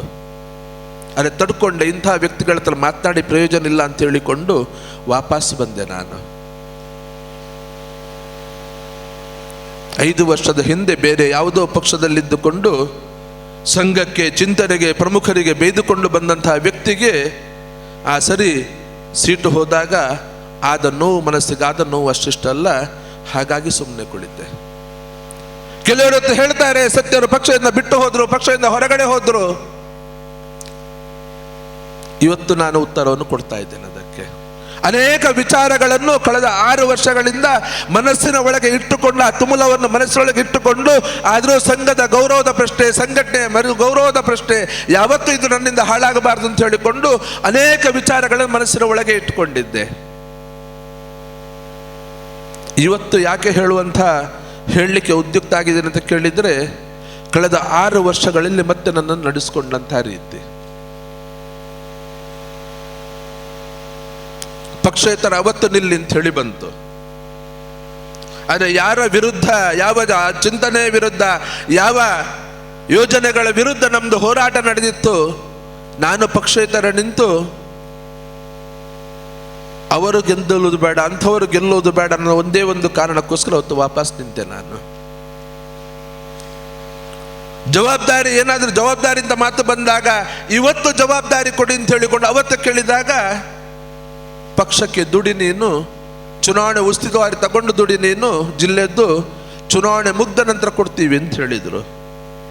ಅವತ್ತು ಒಂದು ಮಾತನ್ನು ಹೇಳಿದೆ, ಯಾವನನ್ನ 37 ವರ್ಷದ ಈ ಒಂದು ಹಿಂದುತ್ವದ ಜೀವನಕ್ಕೆ ನೀವು ಬೆಲೆ ಕಟ್ಟಲಿಕ್ಕೆ ನಿಮ್ಗೆ ಸಾಧ್ಯ ಇಲ್ವೋ, ಇದರ ಮೇಲೆ ಬೆಲೆ ಕಟ್ಟಿ ನೀವು ಜವಾಬ್ದಾರಿ ಕೊಟ್ಟರೆ ತಗೊಳ್ಳಿಕ್ಕೆ ನಾನು ಸಿದ್ಧ ಇದ್ದೇನೆ. ಚುನಾವಣೆಗೆ ದುಡಿಯೋ 37 ದಿನಗಳಿಗೊಂದು ಆಧಾರ ಆಗಿಟ್ಟುಕೊಂಡು ಅದರ ಆಧಾರದ ಮೇಲೆ ನನಗೆ ಕೊಡುವುದು ಬೇಡ ಅಂತ ಹೇಳಿಕೊಂಡು ಅವತ್ತು ನಾನು ಸುಮ್ಮನೆ ಕೂತೆ. ಕನಿಷ್ಠ ಆಗಿರೋದು ತಪ್ಪು, ನಮ್ಮಿಂದ ತಪ್ಪಾಗಿದೆ, ಸತ್ಯ, ನಿಂಗೆ ಅನ್ಯಾಯ ಆಗಿದೆ, ನಮ್ಮನ್ನು ಕ್ಷಮಿಸಿ ಬಿಡು, ದುಡಿ ಅಂತ ಹೇಳಿದ್ರು ನಾನು ದುಡಿತೇನೆ ಅಂತ ಹೇಳಿದೆ. ನಾನು ಅದನ್ನೂ ಮಾಡಲಿಲ್ಲ. ಚುನಾವಣೆಯ ನಂತರ ಸ್ವಲ್ಪ ಸಮಯ ಆಗಬೇಕಿದ್ರೆ ಒಂದ್ಸರಿ ಫೋನ್ ಬಂತು ಆಫೀಸಿಂದ, ಸಭೆ ಇದೆ ಬರಬೇಕು ಅಂತ ಹೇಳಿಕೊಂಡು. ಆಗ ನಾನು ಕೇಳಿದೆ, ಕಳೆದ 4 ತಿಂಗಳಿಂದ ನನಗೆ ಬಂದಿಲ್ಲ, ಯಾವುದೇ ಕರೆ ಬಂದಿಲ್ಲ, ನಾನು ಅಪೇಕ್ಷಿತ ಹೌದೋ ಅಲ್ಲೋ ಅಂತ ಹೇಳಿಕೊಂಡು ಇನ್ನೊಂದ್ಸರಿ ಕೇಳಿಕೊಂಡು ತಿಳಿಸಿ ಅಂತ ಹೇಳಿದರೆ ಅರ್ಧ ಗಂಟೆಯಲ್ಲಿ ವಾಪಸ್ ಉತ್ತರ ಬರ್ತದೆ, ಇಲ್ಲ ನೀವು ಆ ಸಭೆಗೆ ಬರುವ ಹಾಗಿಲ್ಲ, ನೀವು ಅದಕ್ಕೆ ಅಪೇಕ್ಷಿತರು ಅಲ್ಲ ಅಂತ ಹೇಳಿಕೊಂಡು. ಈ ಮಾತು ಬಂದ ಮೇಲೆ ಆ ಆಫೀಸಿಗೆ ನಾನು ಫೋನ್ ಬರದೆ ನಾನು ಹೇಗಾದರೂ ಹೋಗ್ಲಿಕ್ಕೆ ಸಾಧ್ಯ ಇದೆಯಾ ನೋಡಿ ಹೇಳಿ ನೀವು. ಯಾವಾಗ ನೀವು ಅಪೇಕ್ಷಿತರಲ್ಲ, ನೀವು ಬರುವ ಹಾಗಿಲ್ಲ ಅಂತ ಹೇಳಿದ್ರು, ಆ ನಂತರ ಕರೆ ಬರದೆ ನಾನು ಕಚೇರಿಯ ಒಳಗೆ ಕಾಲಿಡುವುದಾದ್ರೂ ಹೇಗೆ? ಹಾಗಾಗಿ ಕಳೆದ 6 ವರ್ಷದಿಂದ ಭಾರತೀಯ ಜನತಾ ಪಾರ್ಟಿಯ ದಕ್ಷಿಣ ಕನ್ನಡ ಜಿಲ್ಲೆಯ ಕಚೇರಿಗೆ ನಾನು ಕಾಲನ್ನು ಇಟ್ಟಿಲ್ಲ. ಆ ನಂತರ ಜವಾಬ್ದಾರಿ ಬದಲಾವಣೆ ಆದಾಗ ಒಂದು ಮಾತು ನನ್ನ ಹತ್ರ ಕೇಳದೆ ಯಾವುದೇ ಜವಾಬ್ದಾರಿ ನನಗೆ ಕೊಡಲಿಲ್ಲ, ಇದ್ದ ಜವಾಬ್ದಾರಿಯಿಂದ ಬದಲಾವಣೆ ಮಾಡಿದ್ರು. ಯಾವುದೇ ಜವಾಬ್ದಾರಿ ಇಲ್ಲದೆ, ಯಾವುದೇ ಕರೆ ಇಲ್ಲದೆ ನಾನು ಹೋಗುವುದಾದರೂ ಹೇಗೆ? ಅದಕ್ಕೋಸ್ಕರ ಲೋಕಸಭಾ ಚುನಾವಣೆ ಬಂದಾಗ ನೀವೆಲ್ಲರೂ ಮತ್ತೆ ನನ್ನ ಮೇಲೆ ಪ್ರೀತಿ ಇಟ್ಟುಕೊಂಡು ಇಡೀ ಕ್ಷೇತ್ರದಲ್ಲಿ ಅವತ್ತು 200-300 ಫ್ಲೆಕ್ಸ್ಗಳನ್ನು ನೀವಾಗಿ ಹಾಕಿದ್ರಿ, ಕಾರ್ಯಕರ್ತರ ಆಯ್ಕೆ ಅಂತ ಹೇಳಿಕೊಂಡು. ಅವತ್ತು ಹಿರಿಯರು ಯಡಿಯೂರಪ್ಪರವರು ಮನೆಗೆ ಕರೆಸಿದ್ರು, ಮನೆಯಲ್ಲೇ ಅವ್ರ ಜೊತೆ ತಿಂಡಿ ಮಾಡಿಕೊಂಡು ಒಂದು ಮಾತನ್ನು ಹೇಳಿದರು, ಸತ್ಯ ಅದನ್ನು ತೆಗಿಸೋದನ್ನು, ಪಕ್ಷಕ್ಕೆ ಮುಜುಗರ ಆಗ್ತಾ ಇದೆ, ಖಂಡಿತ ನಿನ್ನ ಜೊತೆ ನಾವಿದ್ದೇವೆ, ನಿಮಗೆ ಸರಿಯಾದ ಸೂಕ್ತ ಸ್ಥಾನಮಾನವನ್ನು ಕೊಡ್ತೇವೆ, ನಿಮಗೆ ವ್ಯವಸ್ಥೆಯನ್ನು ಮಾಡ್ತೇನೆ ಅನ್ನೋ ಮಾತನ್ನು ಹೇಳಿದರು. ನಮ್ಮಲ್ಲೊಂದು ಮಾತಿದೆ, ಕೈಯಲ್ಲಿ ತುತ್ತು ಹಿಡ್ಕೊಂಡು ಕೊಟ್ಟ ಮಾತನ್ನು ಯಾರೂ ತಪ್ಪುವುದಿಲ್ಲ ಅಂತ ಹೇಳಿಕೊಂಡು, ತಿಂಡಿ ತಿಂತ ಹೇಳಿದ ಮಾತಿದು. ಹಿರಿಯರು ಬೇರೆ, ಅವರ ಮಾತಿಗೆ ಮನ್ನಣೆ ಕೊಟ್ಟು ತಿಂಡಿ ಮುಗಿಸಿಕೊಂಡು ಹೊರಗಡೆ ಬಂದು ಅದೇ ಕ್ಷಣದಲ್ಲಿ ಅವರ ಮನೆಯ ಜಗಲಿ ಮೇಲೆ ನಿಂತುಕೊಂಡು, ನಾನು ಒಂದೇ ₹1 ಕೊಟ್ಟಿರಲಿಲ್ಲ, ನಾನು ಒಂದೇ ₹1 ಖರ್ಚು ಮಾಡಿರಲಿಲ್ಲ, ಖರ್ಚು ಮಾಡಿದವರು ಎಲ್ಲರೂ ನೀವು ಕಾರ್ಯಕರ್ತರುಗಳು. ಮೊನ್ನೆ ಒಬ್ರು ಹೇಳಿದ್ರು, ಹಿಂದಿನ ದಿವಸ ಹಾಕಿದ್ವಿ ನಾವು ಫ್ಲೆಕ್ಸ್, ಆದರೆ ನಾನು ಒಂದು ಮಾತಿದ್ದು ಪಕ್ಷದ ಹಿರಿಯರೊಂದು ಕೇಳಿಕೊಂಡಿದ್ದಾರೆ, ವಿನಂತಿ ಮಾಡಿದ್ದಾರೆ, ದಯವಿಟ್ಟು ಪಕ್ಷಕ್ಕೆ ಮುಜುಗರ ಆಗೋ ಹಾಗೆ ಮಾಡೋದು ಬೇಡ, ದಯವಿಟ್ಟು ಅವರ ಮೇಲೆ ವಿಶ್ವಾಸ ಇಟ್ಟು ತೆಗೀರಿ ಅಂತ ಹೇಳಿದ ಮರುಕ್ಷಣದಲ್ಲಿ ನೀವೆಲ್ಲರೂ ಅದನ್ನು ತೆಗೆದ್ರಿ. ಆದರೆ ಆ ನಂತರ ಕಳೆದ 5 ವರ್ಷದಲ್ಲಿ ಅವರಿಂದ ಕೂಡ ಯಾವುದೇ ಒಂದು ಮಾತು ಬರಲಿಲ್ಲ. ಸತ್ಯ ಏನಿದ್ದಾನೆ, ಹೇಗಿದ್ದಾನೆ, ಏನು ಮಾಡ್ತಾ ಇದ್ದಾನೆ, ಇಷ್ಟು ನಮಗೋಸ್ಕರ ಕೆಲಸ ಮಾಡಿದವ, ದುಡ್ದವ, ಜೀವನವನ್ನಿಟ್ಟವ, ಈ ಮಾತು ಬರಲಿಲ್ಲ. ಬದಲಾಗಿ ಬಂದ ಮಾತುಗಳು ಏನಂತ ಕೇಳಿದರೆ, ಸತ್ಯನನ್ನು ಮುಗಿಸಿದೆವು, ಸತ್ಯನನ್ನು ಮುಗಿಸಿದೆವು. ಸತ್ಯಂದು ಆಯ್ತು, ಮುಗಿಯಿತು. ಸತ್ಯ ಇನ್ನು ಸ್ಕ್ರ್ಯಾಪ್ ಅಂತ ಹೇಳಿದ್ರು. ಸತ್ಯನು ಸ್ಕ್ರ್ಯಾಪ್ ಅಂತ ಅನ್ನೋ ಮಾತು ಮಂಗಳೂರು ಕೋರ್ಟಲ್ಲಿ ಬಂತು, 4 ಜನರ ಮುಂದೆ ಬಂತು ಮಾತು, ಸತ್ಯನನ್ನು ಮುಗಿಸಿದೆವು ಅಂತ ಹೇಳಿಕೊಂಡು. ಹೇಗಾಗಬೇಕು ಹೇಳಿ? ನಾನು ಅವತ್ತು ಶಾಸಕ ಸ್ಥಾನಕ್ಕೆ ಸ್ಪರ್ಧೆಗೆ ಅವಕಾಶ ಇಲ್ಲ ಅಂತ ಹೇಳಿ ಆದಾಗ ಬಂದ ಹಿರಿಯರಲ್ಲೊಂದು ಮಾತನ್ನು ಹೇಳಿದ್ದೆ. ನಾನು ಸ್ವಲ್ಪ ಸಮಯ ಕಾಯ್ತೇನೆ. ನಾನು ನನಗೆ ವೈಯಕ್ತಿಕವಾಗಿ ಏನೂ ಆಗಬೇಕಾದ್ದಿಲ್ಲ. ಕಾರ್ಯಕರ್ತರಿಗೋಸ್ಕರ, ಕಾರ್ಯಕರ್ತರ ಧ್ವನಿ ಆಗ್ಲಿಕ್ಕೋಸ್ಕರ, ಕಾರ್ಯಕರ್ತರ ವ್ಯವಸ್ಥೆಗೆ ಇನ್ನಷ್ಟು ಶಕ್ತಿ ತುಂಬಿಸುವುದಕ್ಕೋಸ್ಕರ, ಹಿಂದುತ್ವಕ್ಕೋಸ್ಕರ ಬದುಕು ಮೀಸಲಾಗಿಟ್ಟ ಕಾರ್ಯಕರ್ತರ ಮನೆಗಳನ್ನು ಇದನ್ನು ನೋಡಿಕೊಳ್ಳೋದಕ್ಕೋಸ್ಕರ ಇನ್ನಷ್ಟು ಶಕ್ತಿಗೋಸ್ಕರ ನಾನು ಇವತ್ತು ಬಂದಿದ್ದೇನೆ, ಬಿಟ್ಟರೆ ಬೇರೆ ಯಾವುದೇ ಕಾರಣಕ್ಕೋಸ್ಕರ ಅಲ್ಲ. ಆದರೆ ಯಾವ ಹಿಂದುತ್ವದ ನೆಲದಲ್ಲಿ, ಯಾವ ಹಿಂದುತ್ವದ ಪ್ರಯೋಗಶಾಲೆಯಲ್ಲಿಯೇ ಇದಕ್ಕೆ ಅನ್ಯಾಯ ಆಗ್ತಾ ಇದೆ, ಅಪಮಾನ ಆಗ್ತಾ ಇದೆ, ಎಲ್ಲೋ ಹೊರಗಡೆಯಿಂದ ಬಂದವರಿಗೆ ಇಲ್ಲಿ ಅವಕಾಶ ಆಗ್ತಾ ಇದೆ, ಇದನ್ನು ಸಹಿಸಿಕೊಂಡು ಬೇರೆಯವರು ಕೂರ್ಬೋದು, ಸತ್ಯ ಇದನ್ನು ಸಹಿಸಿಕೊಂಡು ಕೂರ್ಲಿಕ್ಕೆ ಸಾಧ್ಯ ಇಲ್ಲ. ಸತ್ಯ ಇದನ್ನು ಸಹಿಸಿಕೊಂಡು ಕೂರ್ಲಿಕ್ಕೆ ಸಾಧ್ಯ ಇಲ್ಲ. ನನ್ನ ರಾಜಕೀಯ ಮತ್ತು ಸಾಮಾಜಿಕ ಬಲಿದಾನಕ್ಕೆ ನಾನು ಸಿದ್ಧ ಆಗಿದ್ದೇನೆ. ಇದೇ ಮಾತನ್ನು ಹೇಳಿದೆ ನಾನು. ಇಡೀ ರಾಜ್ಯದ್ದು ನಾನು ಹೇಳೋದಿಲ್ಲ, ಕನಿಷ್ಠ ಕರಾವಳಿಯ 2 ಜಿಲ್ಲೆಯಲ್ಲಿ ಯಾವ ತತ್ವದ, ಸಿದ್ಧಾಂತದ, ವಿಚಾರದ ಆಧಾರದ ಮೇಲೆ ಪಕ್ಷ ಬೆಳೆದು ಬಂದಿದೆ, ಆ ತತ್ವ, ಸಿದ್ಧಾಂತ, ವಿಚಾರಗಳಿಗೆ ಇಲ್ಲಿ ಬೆಲೆ ಸಿಗಲಿಲ್ಲ ಅಂತ ಹೇಳಿ ಆದರೆ ನನ್ನ ರಾಜಕೀಯ ಮತ್ತು ಸಾಮಾಜಿಕ ಬಲಿದಾನಕ್ಕೆ ನಾನು ಸಿದ್ಧ ಆಗಿದ್ದೇನೆ. ಮುಂದಿನ ಹೋರಾಟ ಈ ವಿಚಾರಗಳನ್ನು ಸರಿ ಮಾಡೋದಕ್ಕೋಸ್ಕರ, ಈ ಅವ್ಯವಸ್ಥೆಯನ್ನು ವ್ಯವಸ್ಥೆಯ ದಾರಿಗೆ ತರುವುದಕ್ಕೋಸ್ಕರವೇ ನನ್ನ ಹೋರಾಟ. ನೆನಪಿಟ್ಕೊಳ್ಳಿ, ಸ್ವಲ್ಪ ಸಮಯ ಅವಕಾಶವನ್ನು ಕೊಡ್ತೇನೆ. ಇಲ್ಲ ಅಂತ ಹೇಳಿ ಆದರೆ ಇಲ್ಲಿ ಹಿಂದುತ್ವದ ಹೋರಾಟಗಾರರಿಗೆ ಮತ್ತು ಹಿಂದುಳಿದ ವರ್ಗ ಎರಡಕ್ಕೂ ಇಲ್ಲಿ ಗೌರವ ಸಿಗಬೇಕು. ಅದಕ್ಕೋಸ್ಕರ ನನ್ನ ಹೋರಾಟ ಮೀಸಲಾಗಿರುತ್ತೆ ಅಂತ ಹೇಳಿದೆ ನಾನು. ಯಾವಾಗ ಈ ಮಾತುಗಳು ಬಂತೋ ಸತ್ಯ ನನ್ನ ಮುಗಿಸಿದೆವು, ಸತ್ಯ ಸ್ಕ್ರಾಪ್ ಅಂತ ಹೇಳಿಕೊಂಡು ಆವಾಗ ಇದಕ್ಕೊಂದು ಉತ್ತರ ಕೊಡಬೇಕು ಅಂತ ಅನಿಸ್ತು. ಯಾಕಂತ ಹೇಳಿದ್ರೆ ಸತ್ಯ ಬೆಳೆದದ್ದು ಎಲ್ಲಿ ಅಂತ ಕೇಳಿದ್ರೆ ಸತ್ಯ ಬೆಳೆದದ್ದು ರಸ್ತೆಯಲ್ಲಿ. ಸತ್ಯ ಬೆಳೆದದ್ದು ರಸ್ತೆಯಲ್ಲಿ ನಿಮ್ಮೆಲ್ಲರ ಕಾರ್ಯಕರ್ತರ ಸಹಕಾರದಿಂದ, ನಿಮ್ಮೆಲ್ಲರ ಕಾರ್ಯಕರ್ತರ ಮಧ್ಯದಲ್ಲಿ ನಿಂತುಕೊಂಡು ಹೋರಾಟ ಮಾಡಿಕೊಂಡು ರಸ್ತೆಯಲ್ಲಿ ಬೆಳೆದು ಬಂದವ ನಾನು. ಹೇಗೆ ಸಂಘಟನೆಯನ್ನು ಕಟ್ಟಬೇಕು, ಹೇಗೆ ವ್ಯವಸ್ಥೆಯನ್ನು ಮಾಡಬೇಕು ಅಂತ ಹೇಳಿಕೊಂಡು ಬಹುಶಃ ಇವತ್ತು ಧೈರ್ಯದಿಂದ ನಾನು ಹೇಳ್ತೇನೆ, ಇವತ್ತು ಸಂಘಟನೆಯಲ್ಲಿರುವ ಯಾವ ನಾಯಕರಿಗೂ ಒಂದಷ್ಟು ಬೆಳವಣಿಗೆಯನ್ನು ಬಿಟ್ಟರೆ ಬೇರೆ ಯಾರಿಗೂ ಅದರದ್ದು ಅಷ್ಟು ಗೊತ್ತಿರಲಿಕ್ಕಿಲ್ಲ. ಅಷ್ಟು ವಿಶ್ವಾಸ ನನಗಿದೆ, ಅವರೆಲ್ಲರಿಗಿಂತ ಚೆನ್ನಾಗಿ ಸಂಘಟನೆ ಹೇಗೆ ಕಟ್ಟಬೇಕು ಅಂತ ಹೇಳಿಕೊಂಡು ಗೊತ್ತಿರುವ ನಾನು. ಸಮಾಜದ ಕೆಲಸಕ್ಕೋಸ್ಕರ ಅಂತ ಹೇಳಿದೆ, ಸಮಾಜದ ಸಂಘಟನೆಯನ್ನು ಪ್ರಾರಂಭ ಮಾಡಿದೆ. ಇವತ್ತು ಶಿವಮೊಗ್ಗಕ್ಕೆ ನೀವು ಹೋದರೆ ಹೇಳ್ತಾರೆ, ಬಂಗಾರಪ್ಪನವರ ಕಾಲದ ನಂತರ ಅಂತಹ ಒಂದು ಕಾರ್ಯಕ್ರಮವನ್ನು ನಾವು ಶಿವಮೊಗ್ಗದಲ್ಲಿ ನೋಡಿಲ್ಲ. ಬಂಗಾರಪ್ಪನವರು ರಾಜಕೀಯ ಕಾರ್ಯಕ್ರಮ ಮಾಡಿದ್ರು, ಅದೇ ಸಮಾಜದ ಕಾರ್ಯಕ್ರಮವನ್ನು ಅದೇ ರೀತಿಯಲ್ಲಿ ಮಾಡಿದ್ರೆ ಅಂತಹ ಒಂದು ಕಾರ್ಯಕ್ರಮ ಆಗಿದ್ರೆ ಅದು ಸತ್ಯಜಿತ್ ರಾಜ್ಯಾಧ್ಯಕ್ಷ ಆಗಿರುವಂತಹ ನಾರಾಯಣಗುರು ವಿಚಾರ ವೇದಿಕೆ ನೇತೃತ್ವದಲ್ಲಿ ಆಯಿತು ಅಂತ ಹೇಳಿಕೊಂಡು ಇವತ್ತು ಶಿವಮೊಗ್ಗ ಜನ ಇವತ್ತು ಹೇಳುವ ರೀತಿಯಲ್ಲಿ ಅವತ್ತು ಸಂಘಟನೆಯಲ್ಲಿ ಕಾರ್ಯಕ್ರಮ ಮಾಡಿ ತೋರಿಸಿದೆವು. ಆ ನಂತರ ಹಿರಿಯರಿಗೆ ಹೇಳಿದೆ, ಅನಂತರ ಹಿರಿಯರು ಮಾತನಾಡ್ಲಿಕ್ಕೆ ಬಂದರು. ಬಂದದ್ದು ಹೇಗೆ ಬಂದಂತ ಕೇಳಿದರೆ ಸತ್ಯ ಹೆದರಿ ಬಂದದ್ದಲ್ಲ, ನೀನು ಅನಿವಾರ್ಯ ಅಂತ ಹೇಳಿಕೊಂಡು ಬಂದಿರುವುದು ಅಲ್ಲ. ಸಂಘಟನೆಗೆ, ಸಮಾಜಕ್ಕೆ ಹೋರಾಟ ಮಾಡಿದವರು ಅನಿವಾರ್ಯ. ಯಾಕಂತ ಹೇಳಿದ್ರೆ ಇವತ್ತು ಹಿಂದುತ್ವ ಗಟ್ಟಿಯಾಗಿದೆ, ಹಿಂದುತ್ವ ಭದ್ರ ಆಗಿದೆ, ಮೋದಿಯವರ ಅಲೆ ಇದೆ. ಇದು ಎರಡಿದ್ದಾಗ ಯಾರೂ ಅನಿವಾರ್ಯರಲ್ಲ, ಯಾರೂ ಅನಿವಾರ್ಯರಲ್ಲ ಅಂತ ಮಾನಸಿಕತೆಗೆ ಏನು ಬಂದಿದೆ, ಅದೇ ಮಾನಸಿಕತೆಯನ್ನು ಸರಿಪಡಿಸುವುದಕ್ಕೋಸ್ಕರ ಪ್ರತಿಯೊಬ್ಬ ಸಣ್ಣ ಕಾರ್ಯಕರ್ತನೂ ಕೂಡ ಸಂಘಕ್ಕೆ, ಇವತ್ತು ಪಕ್ಷಕ್ಕೆ ಅನಿವಾರ್ಯ ಅನ್ನುವಂತಹ ಮಾನಸಿಕತೆ ಇಲ್ಲಿ ಬರಬೇಕಿಲ್ಲಿ. ಹಿಂದುತ್ವದ ಅಲೆ ಇದೆ, ಮೋದಿಯವರ ಅಲೆ ಇದೆ ಅಂತ ಹೇಳಿಕೊಂಡು ಕಾರ್ಯಕರ್ತರ ಭಾವನೆಗಳಿಗೆ ಬೆಲೆ ಕೊಡದೆ, ಕಾರ್ಯಕರ್ತರ ಬಗ್ಗೆ ಗೌರವ ಇಲ್ಲದೆ, ಕಾರ್ಯಕರ್ತ ಅನಿವಾರ್ಯ ಅಲ್ಲ ಅನ್ನುವಂತಹ ಒಂದು ಯೋಚನೆ ಏನಿದೆ, ಈ ಯೋಚನೆ ಬದಲಾವಣೆ ಆಗಬೇಕು ಅಂತ ಹೇಳಿಯೇ ಮತ್ತೆ ನಾನು ರಸ್ತೆಗಿಳಿದಿರುವುದು. ನನ್ನಂಥವನಿಗೆ ಮಾತು ಬಂದರೆ ಸತ್ಯ ನೀನು ಅನಿವಾರ್ಯ ಅಂತ ಹೇಳಿ ಬಂದಿರೋದು ಅಲ್ಲ, ನಿಂಗೆ ಹೆದರಿಯೂ ಬಂದಿರೋದಲ್ಲ ಅಂತ ಮಾತು ಬಂದರೆ ಸಾಮಾನ್ಯ ಕರ್ತನಿಗೆ ಯಾವ ರೀತಿ ಅವನ ಜೊತೆ ವ್ಯವಹಾರ ಆಗಬಹುದು ಅನ್ನೋಂಥ ಯೋಚನೆ ಮನಸ್ಸಲ್ಲಿ ಬಂತು. ನಾನು ಹೇಳಬೇಕಾಯ್ತು, ನನಗೂ ಅನಿವಾರ್ಯತೆ ಇಲ್ಲ. ಸಮಾಜದ ಕೆಲಸ ಮಾಡುವವರಿಗೆ 100 ದಾರಿಗಳಿದೆ, 100 ವೇದಿಕೆಗಳಿದೆ. ನನಗೂ ಅನಿವಾರ್ಯ ಇಲ್ಲ. ರಸ್ತೆಯಲ್ಲೇ ಹುಟ್ಟಿದವನು, ರಸ್ತೆಯಲ್ಲೇ ಬೆಳೆದವನು, ರಸ್ತೆಯಲ್ಲೇ ಬದುಕುವವನು. ನನಗೂ ಬದುಕಲಿಕ್ಕೆ ಗೊತ್ತಿದೆ, ನಾನು ಬದುಕ್ತೇನೆ ಅಂತ ಹೇಳಿದೆ ನಾನು. ಬಹುಶಃ ಅದಕ್ಕೋ ಏನೋ ಯಾವ ಜೀವ ಬೆದರಿಕೆ ಇದೆ, ಅದಕ್ಕೋಸ್ಕರ 16 ವರ್ಷದಿಂದ ಸರ್ಕಾರದಿಂದ ಕೊಟ್ಟಂತಹ ಗನ್ಮ್ಯಾನ್ ಇತ್ತು. ಈ ಗನ್ಮ್ಯಾನನ್ನು ತೆಗೆದ ಮೇಲೂ ಸತ್ಯ ಹೇಗೆ ಬದುಕ್ತಾನೆ ಅಂತ ಯೋಚನೆ ಮಾಡಿಕೊಂಡು ಬೇಸರ ಆಗ್ತದೆ. ಯಾವ ಹಿಂದುತ್ವದ ಹೋರಾಟಕ್ಕೆ ನನಗೆ ಗನ್ಮ್ಯಾನ್ ಬಂತು, ಆ ಗನ್ಮ್ಯಾನನ್ನು ಹಿಂದುತ್ವದ ಸರ್ಕಾರ ಅಂತ ಹೇಳಿಕೊಂಡು ಹೇಳಿದ ಸರ್ಕಾರವೇ. ಎಲ್ಲ ಸರ್ಕಾರಗಳು ಬಂದಿತ್ತು, ಯಾರೂ ತೆಗೆದಿರಲಿಲ್ಲ. ಹಿಂದುತ್ವದ ಸರ್ಕಾರ ಅಂತ ಹೇಳಿಕೊಂಡು ಬಂದ ಸರ್ಕಾರವೇ ಕೊನೆಯ ಕ್ಷಣದಲ್ಲಿ ಅದನ್ನು ವಾಪಸ್ ಪಡಿತಾರೆ. ಸತ್ಯ ಗನ್ಮ್ಯಾನ್ ಇಲ್ಲದೆ ಹೇಗೆ ಬದುಕ್ತಾನೆ ಅಂತ ನೋಡುವ ಅಂತ ಹೇಳಿಕೊಂಡು ಏನೋ ಬಹುಶಃ ಗೊತ್ತಿಲ್ಲ. ಆದರೆ ನಿಮ್ಮಂತಹ ಕಾರ್ಯಕರ್ತರು ಬಂದು ಹೇಳಿದರು, ಸತ್ಯಣ್ಣ ನಾವಿದ್ದೇವೆ, ಸತ್ಯಣ್ಣ ನಾವಿದ್ದೆ, ನೀವು ಅದಕ್ಕೆ ಹೆದರೋದು ಬೇಡ, ನಿಮ್ಮ ಜೊತೆಯಲ್ಲಿ ನಾವಿದ್ದೇವೆ ಅಂತ ಹೇಳಿಕೊಂಡು ಇವತ್ತು ನಾನು ಮನೆಯಿಂದ ಹೊರಡಬೇಕಿದ್ರೆ ಯಾರಾದರೂ ಒಬ್ಬರಿಬ್ಬರು ಕಾರ್ಯಕರ್ತರು ಅವರ ಕೆಲಸವನ್ನು ಬಿಟ್ಟು ನನ್ನ ಜೊತೆ ಬಂದು ನಿಂತ್ಕೊಳ್ತಾರೆ.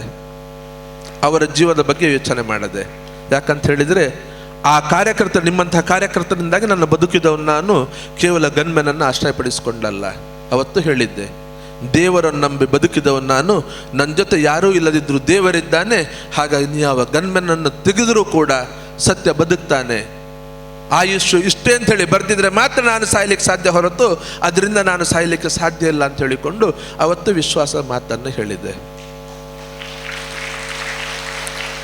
ಒಂದೇ ಮಾತು ಹೇಳ್ತಾರೆ, ಸತ್ಯ ಬಾ, ನೀನು ನಮ್ಮ ಜೊತೆ ಕೆಲಸ ಮಾಡಿದವ, ಜವಾಬ್ದಾರಿ ಏನಂತ ಕೇಳಿದ್ರೆ ಉತ್ತರ ಇಲ್ಲ.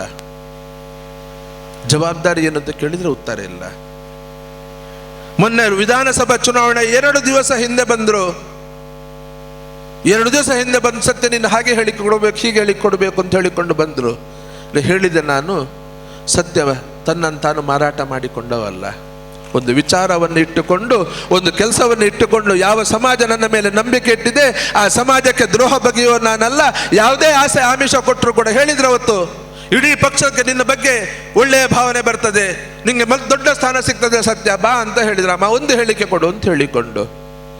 ಪರಿಣಾಮ ಏನೇ ಆಗಲಿ ಯಾವುದೇ ಹೇಳಿಕೆ ನಾನು ಕೊಡುವುದಿಲ್ಲ, ಏನು ಬೇಕಾದ್ರೆ ಆಗಲಿ. ನಿಮಗೆ ಸರಿ ಮಾಡಬೇಕನ್ನೋಂಥ ಮನಸ್ಸಿದ್ರೆ ಚುನಾವಣೆ ಕಳೆದ ತಕ್ಷಣ ಬನ್ನಿ, ಮತ್ತೆ ಸಂಸತ್ತಿನ ಚುನಾವಣೆ ಬರುವಾಗ ಬರಬೇಡಿ ಅಂತ ಹೇಳಿದೆ ನಾನು. ಆದರೆ ದಕ್ಷಿಣ ಕನ್ನಡ ಜಿಲ್ಲೆಯಲ್ಲಿ ಏನು ಸಮಸ್ಯೆ ಆಗಲಿಲ್ಲ ಅಂತ ಹೇಳಿಕೊಂಡು ಮತ್ತೆ ಗಟ್ಟಿ ಕೂತರು. ಬಾ ದುಡಿ ಅಂತ ಹೇಳೋದು ಮಾತ್ರ ಜವಾಬ್ದಾರಿಗಳಲ್ಲಿ ಮಾತಿರಲಿಲ್ಲ. ಮೊನ್ನೆ ದಿವಸ ಯಾವಾಗ ಜನವರಿ 30ನೇ ತಾರೀಕು ಮತ್ತೆ ನೀವೆಲ್ಲರೂ ಪ್ರಮುಖರು ಸೇರಿದ್ರಿ, ಜಿಲ್ಲೆಯವರು ಒಂದು ಸಂದೇಶವನ್ನು ಕಳಿಸಿಕೊಟ್ರಿ. ಸತ್ಯಣ್ಣ ಯಾವುದೇ ಕಾರ್ಯಕ್ರಮ ಇಷ್ಟು ಸಮಯ ನೀವು ಹೇಳಿದಾಗೆ ನಾವು ಕೇಳಿದ್ವಿ, ನೀವು ನಮ್ಮನ್ನು ಸುಮ್ಮನೆ ಕುತ್ಕೊಳ್ಳಿಕ್ಕೆ ಹೇಳಿದ್ರಿ, ಪಕ್ಷ ತತ್ವ ಸಿದ್ಧಾಂತ ಇದಕ್ಕೆ ತೊಂದರೆ ಆಗಬಾರ್ದು ಅಂತ ಹೇಳಿಕೊಂಡು ಸುಮ್ಮನೆ ಕುತ್ಕೊಳ್ಳಿ ಅಂತ ಹೇಳಿದ್ರಿ. ನಿಮ್ಮ ಮಾತಿಗೆ ಬೆಲೆ ಕೊಟ್ಟು ನಾವು ಕುತ್ಕೊಂಡ್ವಿ. ಆದರೆ ಇವತ್ತು ನಾವು ಹೇಳಿದಾಗೆ ನೀವು ಕೇಳಬೇಕು ಅನ್ನೋ ಮಾತನ್ನ ಹೇಳಿದ್ರು. ನಾವು ಹೇಳಿದ ಹಾಗೆ ನೀವು ಕೇಳಬೇಕು. ನಾವು ಇವತ್ತು ಆಗ್ರಹ ಮಾಡ್ತಾ ಇದ್ದೇವೆ, ನಿಮಗೆ ಸಂಸತ್ತಿಗೆ ಇದಕ್ಕೆ ಸ್ಪರ್ಧೆ ಮಾಡಲಿಕ್ಕೆ ಬಿಜೆಪಿಯಲ್ಲಿ ಟಿಕೆಟ್ ಕೊಡಬೇಕನ್ನೋದು ಆಗ್ರಹವನ್ನು ನಾವು ಮಾಡ್ತೇವೆ. ಯಾವುದೇ ಕಾರಣಕ್ಕೆ ನೀವು ಹಿಂದೆ ಸರಿಬಾರ್ದು, ನೀವು ಗಟ್ಟಿಯಾಗಿ ನಿಂತ್ಕೊಳ್ಳಿ, ನಿಮ್ಮನ್ನು ಕೊನೆ ತಲುಪಿಸೋನಕ್ಕೆ ಜವಾಬ್ದಾರಿ ನಮ್ದು ಅಂತ ಹೇಳಿಕೊಂಡು ಎಲ್ಲ ಕಾರ್ಯಕರ್ತರು ಏನು ಮಾತನ್ನ ಹೇಳಿದ್ರಿ. ಯಾವಾಗ ಈ ಸಂದೇಶ ಹೋಯ್ತು ಅದರ ಮರು ದಿವಸ ಫೋನ್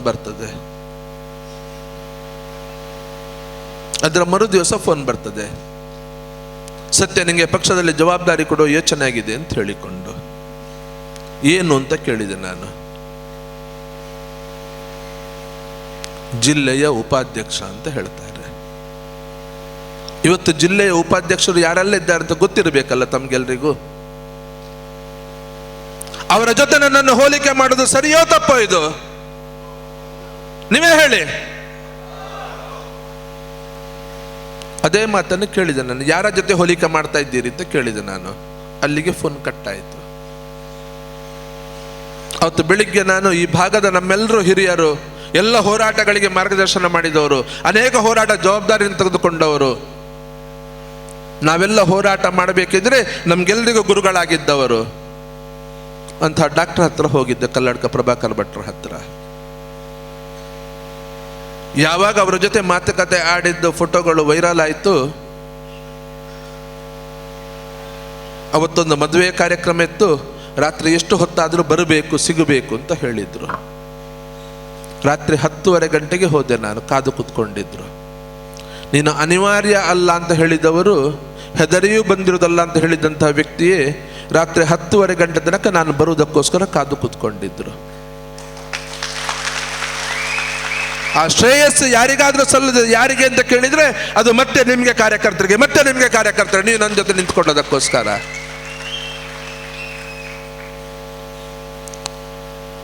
ಬೇಡಿಕೆ ಏನು ಅಂತ ಕೇಳಿದ್ರು. ನಾನೇ ಹೇಳಿದೆ, ಬೇಡಿಕೆ ಇಡಬಾರ್ದು ಅಂತ ಹೇಳಿದವ್ರು ನೀವೇ ತಾನೆ, ಇವತ್ತ್ಯಾಕೆ ಬೇಡಿಕೆ ಯಾವುದು ಅಂತ ಕೇಳ್ತೀರಿ ಅಂತ ಹೇಳಿದೆ ನಾನು. ಮತ್ತೆ ಹೇಳಿದೆ, ನಂದು ಮಾತ್ರ ಅಲ್ಲ, ಕಾರ್ಯಕರ್ತರ ಎಲ್ಲರ ಬೇಡಿಕೆ ಏನು ಅಂತ ಕೇಳಿದರೆ, ಈ ಸರಿ ಸಂಸತ್ತಿಗೆ ಸ್ಪರ್ಧೆ ಮಾಡಲಿಕ್ಕೆ ಅವಕಾಶ ನನಗೇ ಕೊಡಬೇಕು.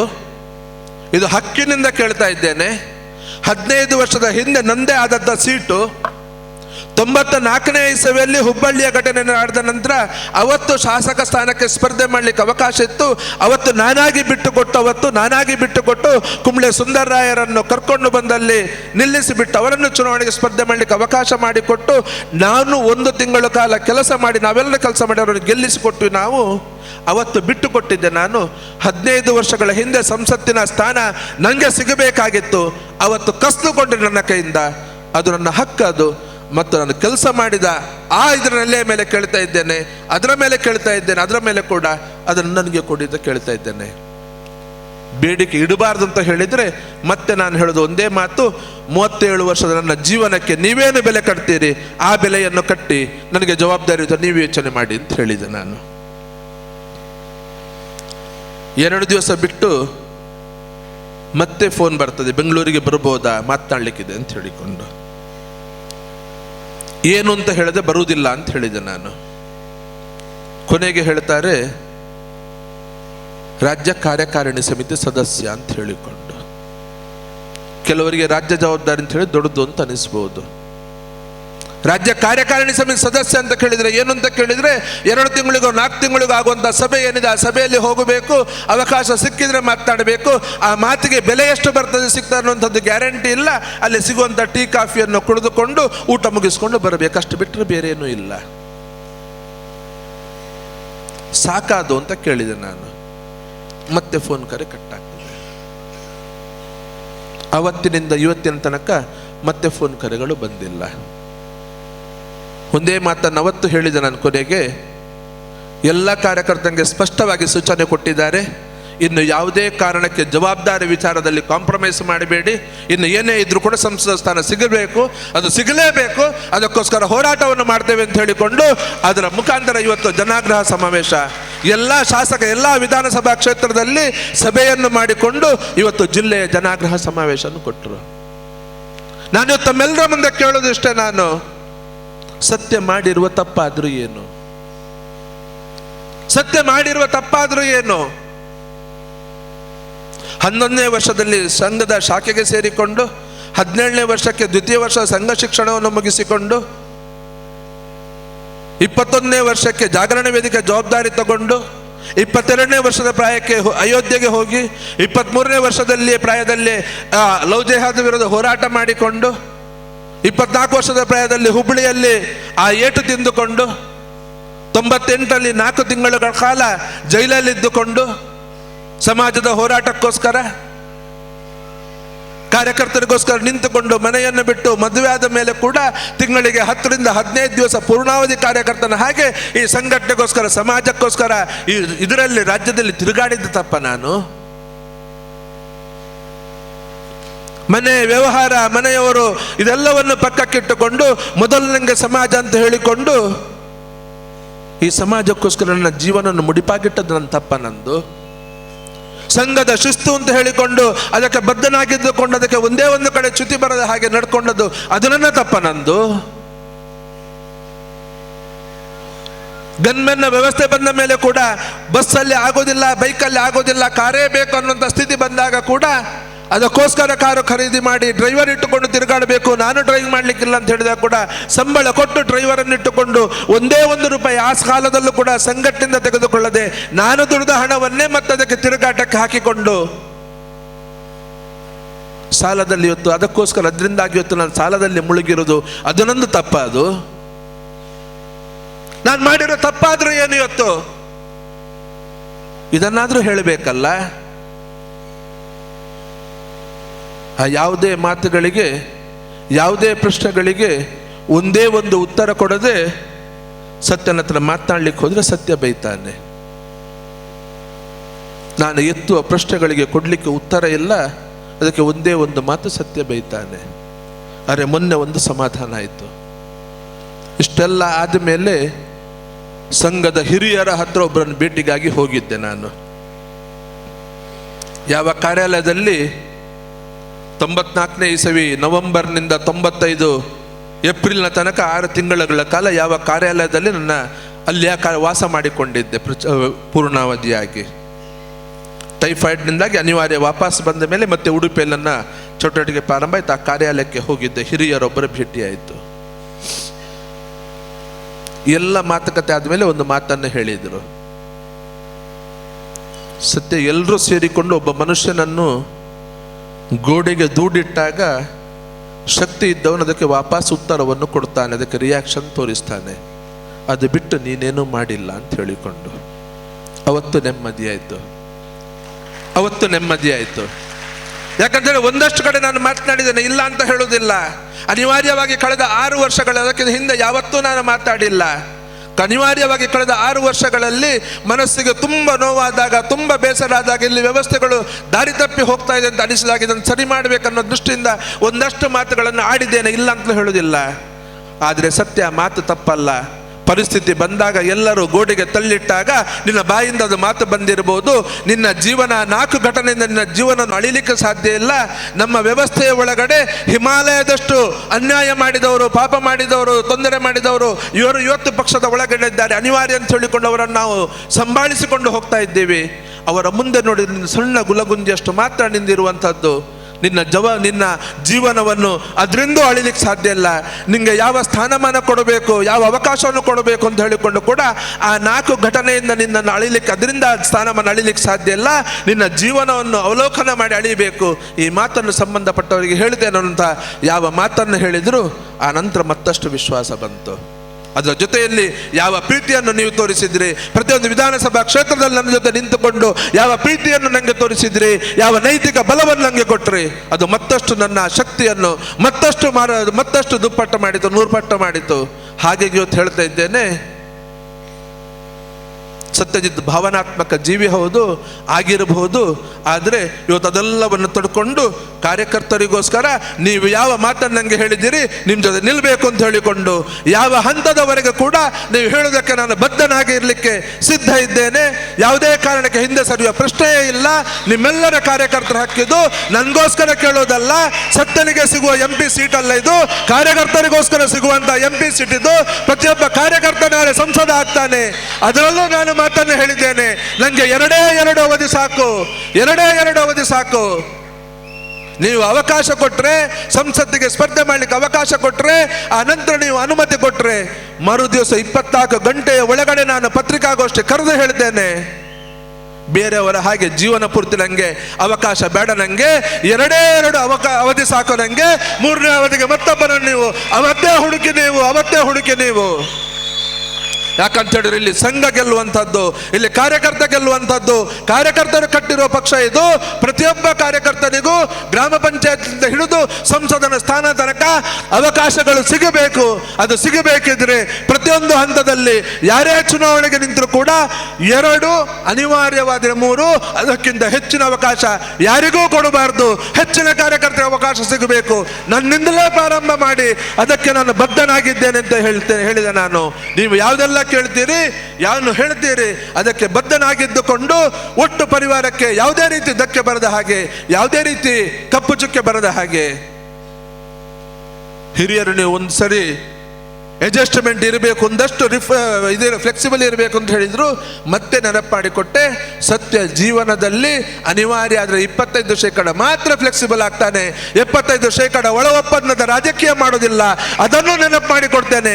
ಆ ರೀತಿ ನಿಮಗೆ ಮತ್ತೊಬ್ಬ VS ಆಚಾರ್ಯ ಹಾಗೆ, ಹೇಗೆ VS ಆಚಾರ್ಯ ಇದ್ರು, ಹೇಗೆ ಶ್ಯಾಮ್ ಪ್ರಸಾದ್ ಮುಖರ್ಜಿ ಅವರಿದ್ರು, ಯಾವ ಚಿಂತನೆ ದೀನದಯಾಳ್ ಉಪಾಧ್ಯಾಯರು ಇದ್ದಿತ್ತು, ಯಾವ ಆಧಾರದ ಮೇಲೆ ವಾಜಪೇಯಿ ಅವರ ಜೀವನ ಇತ್ತು, ರಾಜಕೀಯ ಜೀವನ ಇತ್ತು, ಅದೇ ರೀತಿ ಬದುಕು ತೋರಿಸಲು ವಿಶ್ವಾಸ ಇದೆ. ಅದನ್ನು ನಿಮ್ಮ ಮುಂದೆ ಹೇಳ್ತಾ ಇದ್ದೇನೆ ಅಂತ ಹೇಳಿಕೊಂಡು ಎಲ್ಲರ ಹಿರಿಯರ ಮಾತಿಗೆ ಹೇಳಿಕೊಂಡು ಬಂದಿದ್ದೀನಿ. ಆ ಮಾತು ನಿಮ್ಮೆಲ್ಲರ ಕಾರ್ಯಕರ್ತರ ಮುಂದೆ ಹೇಳ್ತೇನೆ, ನಿಮಗೂ ಆ ಮಾತನ್ನು ಕೊಡ್ತೇನೆ. ಸತ್ಯ ಯಾವತ್ತೂ ನೀವು ಇಟ್ಟಂತಹ ನಂಬಿಕೆಗೆ ಯಾವತ್ತೂ ದ್ರೋಹ ಎಸಗುವವನಲ್ಲ. ನೀವು ಇಟ್ಟಂತ ಪ್ರೀತಿಗೆ ಯಾವತ್ತೂ ಮೋಸ ಮಾಡುವವನಲ್ಲ. ನೀವು ಇಟ್ಟಂತಹ ವಿಶ್ವಾಸಕ್ಕೆ ಯಾವತ್ತೂ ಅದನ್ನು ದುರುಪಯೋಗ ಪಡಿಸಿಕೊಳ್ಳುವುದಿಲ್ಲ ಅಂತ ಆ ಮಾತನ್ನು ಹೇಳ್ತಾ, ನನ್ನ ಮೇಲೆ ಪ್ರೀತಿ ಇಟ್ಟು ವಿಶ್ವಾಸ ಇಟ್ಟು ಇಷ್ಟು ಹೊತ್ತಾದ್ರೂ ನನ್ನ ಜೊತೆ ಬಂದು ನಿಂತ್ಕೊಂಡಿರುವಂತಹ ತಮ್ಗೆಲ್ರಿಗೂ ಮತ್ತೊಮ್ಮೆ ನನ್ನ ಹೃದಯಾಂತರಾಳದ ಧನ್ಯವಾದ ಅಂತ ತಿಳಿಸ್ತಾ ನನ್ನ ಮಾತಿಗೆ ವಿರಾಮವನ್ನು ಹೇಳ್ತೇನೆ. ಜೈ ಶ್ರೀರಾಮ್. ಹಾಯ್ ಅಮ್ಮ. ಹಾಯ್. ಇವತ್ತು ನನ್ನ ಫ್ರೆಂಡ್ ಒಬ್ಳು ಅವ್ರ ಅಮ್ಮಂಗೆ ಸರ್ಪ್ರೈಸ್ ಗಿಫ್ಟ್ ಕೊಟ್ಲು ಗೊತ್ತಾ? ಬರ್ಡೇನಾ? Special day. ಏನ್ ಗಿಫ್ಟ್ ಕೊಟ್ಲು? ನನ್ನಮ್ಮ ಬೆಸ್ಟ್ ಆರ್ಕಿಟೆಕ್ಟ್ ಅವಾರ್ಡ್ ತಗೋತಿರೋ ದಿನ ನನ್ನ ಕಡೆಯಿಂದ ಪ್ರೀತಿಯ ಗಿಫ್ಟ್.